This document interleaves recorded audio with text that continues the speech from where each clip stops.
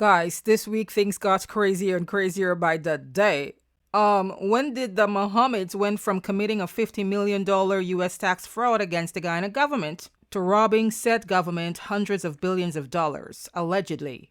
Allegations, allegations, allegations. That's what we're currently dealing with, and we have guess what? Two alligators. Don't quote me, okay? Such person is either called an accuser or a complainant. Anyways, I'm off track. Let's get back on track. So these are all allegations, not facts until proven as facts. Now, a few days ago, the president had a lot to say about Mohammed. And of course, Mohammed is going to say something in response, which he did. And let me tell you, Mohammed had a few choice words for the president. This man is a notorious liar.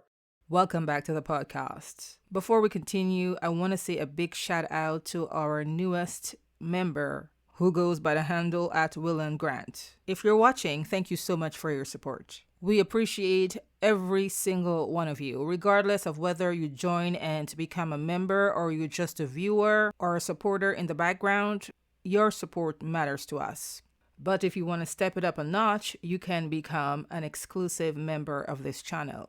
All you have to do is follow the link below this video and you'll see how to become a member. Just click on it and it will walk you through what to do. Now, in yesterday's podcast, I spoke about the latest clash between President Ali and the opposition leader Azruddin Mohamed. But the focus of that podcast yesterday was more from Ali's perspective and his response to questions from the media about recent allegations of corruption coming from the opposition leader. But today, we're going to reverse the situation and look at it from Mohammed's point of view. Come on now, you didn't think I was going to let that slide and not let you hear from Mohammed, right? Actually, I did put some clips from Mohammed in yesterday's video, including a short response to Ali's statement about him being caught up in allegations of murder. I'm guessing Ali was referring to the execution of Ricardo Fagundes, also known as Paper Shorts. Anywho's, today we're going all out Mohammed. You gotta stay to the end of this video. I promise you gotta hear everything. Mohammed's main beef with the president right now is in regard to his lavish farm, which is located at Long Creek, Linden. Y'all think this scandal was done and dusted? Nuh-uh. At least Mohammed ain't done with it yet. He's pushing for answers from Ali about what is alleged to be a multi-billion-dollar estate. Remember, this is an old scandal, and the president already addressed the allegations. But Mohammed isn't letting up. He thinks Ali is not letting the public know what is the true size of the farm. And now we're here. So, at a press conference a couple of days ago, a reporter asked Ali about the farm again. This is what Ali had to say.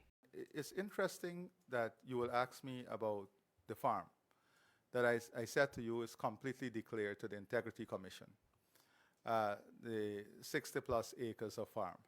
I'll get the exact figure for you, but I'm saying it's not even half of what he said it is. The president stood up yesterday and said the farm is less than half of what we said it is. That is a lie. This man is a notorious liar. We have the evidence. We have used international geosatellite data, including Google satellite imagery, and we're going to show the Guyanese people exactly what I found. And let me make something clear. 150 acres was a conservative figure.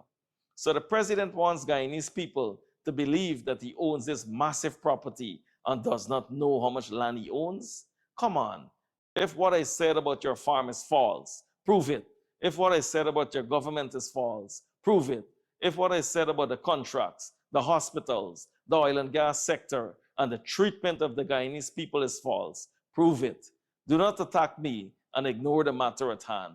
If the message is false, destroy the message. The messenger does not matter if the facts are right. You think Ali was done? He didn't stop there. The president clawed into Mohammed, mentioning allegations of murder and the U.S. criminal indictment against Mohammed, which has led to him and his father being placed in extradition proceedings. But it's what Ali said next that was kinda jaw-dropping. The president now tells us that the sanctioned and indicted opposition leader robbed the country and taxpayers of hundreds of billions of dollars. Here's that clip. When you speak about corruption, you're talking about someone with allegations who are making these allegations. The person who's making the allegation has himself indictment by the US. I don't see this being highlighted. He himself having allegations of murder. He himself having allegations of robbing the country and its taxpayers hundreds of billions of dollars. In any fair system, credibility is important. How credible is the person that's making the allegation? How credible are the allegations? And you were over there thinking it was only 50 million US dollars, which is approximately 10 billion Guyana dollars. Apparently not. Hey, the president said it. What did we miss?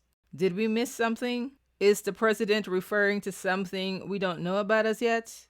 The last credible information I can reference is from the U.S. Department of Treasury, Office of Foreign Assets Control, or OFAC. A press release from that department mentioned exactly how much money the Mohammeds allegedly defrauded the Guyana government of. The Mohammeds were sanctioned in 2024, and that was after a more than a year-long investigation, an investigation that seemed to have been done by everybody and their mother.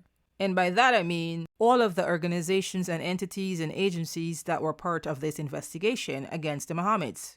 I'm talking about the Federal Bureau of Investigation, the FBI, the U.S. Drug Enforcement Agency, the DEA, the U.S. Homeland Security was also involved in the investigation, etc., etc. Following that investigation, OFAC sanctioned the Mohammeds, meaning Azruddin and his father, Nizar Mohamed, after finding that they were involved in public corruption related to several alleged crimes, one of which is tax fraud or tax evasion against the Guyana government. Specifically, OFAC alleged that the Mohammeds falsified gold exports records, and in so doing, they committed tax fraud against the Guyana government in the amount of 50 million US dollars, which when converted brings us to approximately 10 billion Guyana dollars at an exchange rate of approximately 200 Guyana dollars to $1 US. And so when Ali mentioned all of these allegations at his press conference this week, that triggered Mohamed and put him on the defensive. How about let's hear what Mohamed said in response. The president and his minions keep throwing around the figure of 191 billion in alleged tax evasion. Where did that figure come from? Where the reported U.S. alleged indictment figure is 50 million, which is Guyana dollars 10 billion. So where did this 191 billion come from? Do not manufacture figures and use the office of the president to repeat them as political ammunition. Again, how much money do the Mohammeds allegedly owe the state of Guyana or the government? Is Ali telling us something we don't yet know about? Or did Ali misstate the amount? Time will tell. But for Mohamed, he's not fazed, and he says he won't be backing down. Mohamed says his goal is to expose what he calls quote-unquote corruption within the Guyana government.